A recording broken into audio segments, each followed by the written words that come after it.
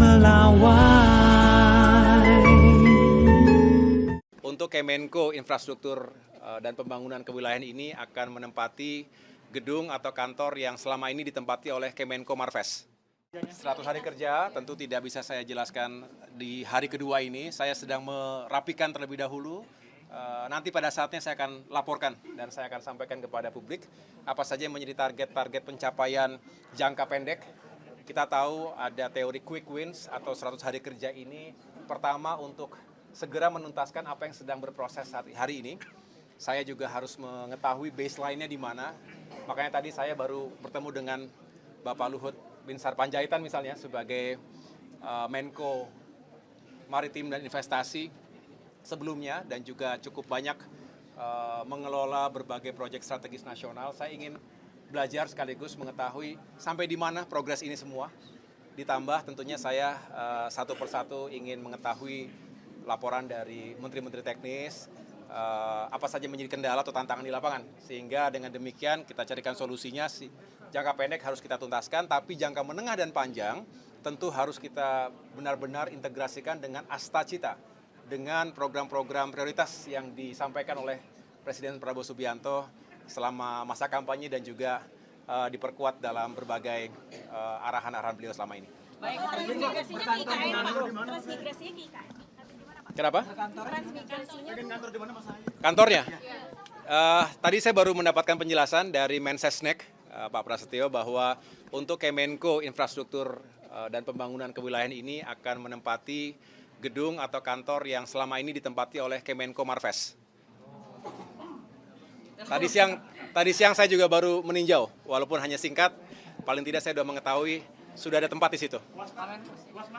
Kenapa? Luas. Oh, kita jangankan di situ, dimanapun kita siap untuk mengantar. Izin tanya terkait pengembangan infrastruktur, fokus Pak Prabowo ada di wilayah Indonesia bagian mana dan jenis infrastruktur apa yang rencananya akan dibangun ke depan, Pak? Iya, jadi sekali lagi infrastruktur menyeluruh, tidak ada yang benar-benar menjadi prioritas 1, 2, dan 3-nya, tetapi yang jelas kita lakukan secara berimbang. Tidak boleh infrastruktur hanya untuk sebagian kelompok saja, karena kita tahu justru yang menjadi sendi utama bagi masyarakat kita adalah ya bagaimana kita meningkatkan sektor-sektor pertanian kita. Apalagi beliau punya visi swasembada pangan, swasembada energi, dan jangan lupa bahwa beliau juga sangat concern, sangat menitik beratkan pada peningkatan kualitas sumber daya manusia.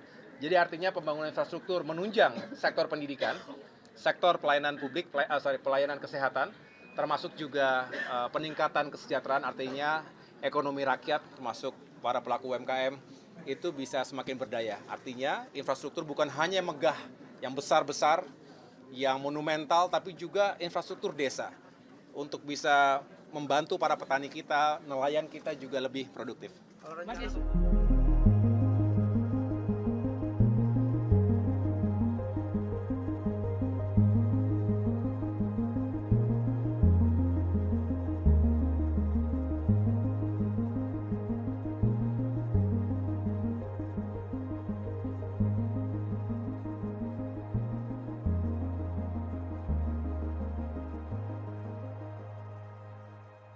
Saat menangkap, mengumpulkan, dan mengolah peristiwa, menandatangani secara paksa oleh penyidik. kami kerahkan upaya terbaik. Ketika menyampaikan berita serta informasi, kami tak sekadar menyapa. Ada referensi, aspirasi, juga inspirasi yang menjadi misi. Sapa Indonesia di Kompas TV. Independen, terpercaya.